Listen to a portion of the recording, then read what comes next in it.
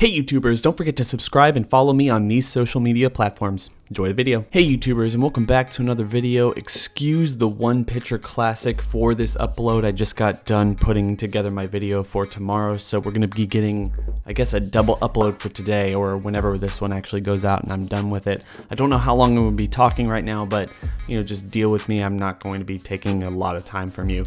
I have had something that's been bothering me about Dragon Ball Super Broly ever since we got our first inclination that it was Broly. Where is this guy's tail? And for what reason was he sent away? And how does this all boil down to the story elements? And what do we know from the Saiyans and what they respected back when Planet Vegeta was actually still alive? Well, I have a theory now that Broly actually was born without a tail. I could be wrong here, I'm not really sure. We haven't really seen, at least to my knowledge, before I upload this, I'll make sure to go check the trailers out again.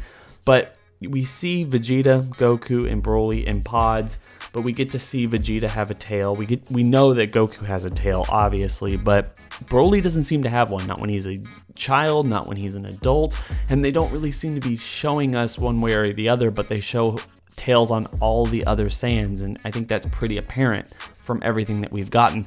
What if they send Broly away because he doesn't have a tail? What if they kind of just banish him, don't really think he's going to survive on his own because that's the thing that they know brings out the best of their power?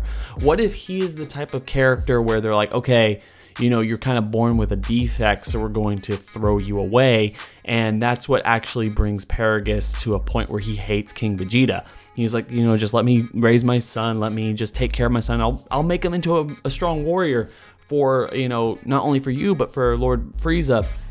And that's how we're going to get Paragus leaving and having a vendetta against King Vegeta and Prince Vegeta that's going to lead into this movie, because that's the one thing that we focused on pretty early on in Dragon Ball Z. When Raditz came, he was like, hey, you don't have a tail. You've lost all your power. You gain 10 times your power level when you turn into a Nozaru. And that, I think, would be a really interesting thing to explore. Like, what if Broly, his connection to the potential or maybe the evolutionary function of what the Saiyans became in Universe 6, he was the start of that, and they were fearful of it because they were kind of holding on to that animalistic form of their power without realizing just how much power they gave or they achieved by kind of giving up on that entire transformation. The ability to go Super Saiyan, the ability to go Super Saiyan 2 and 3, and maybe Super Saiyan God, or any of those other transformations Goku and Vegeta have gotten, or their children have gotten. So this is not only why Broly was put aside and made an outcast, but also probably one of the reasons they can easily explain why he is so powerful, is that he is that evolution of Saiyans. And maybe that's one of the things that gets Frieza's attention and why he doesn't want the Saiyans to become too much of a threat. Maybe Broly does show some cases of power. Maybe he sees Zenkai's being utilized as he takes advantage of the Saiyans and them going from planet to planet, conquering worlds for him.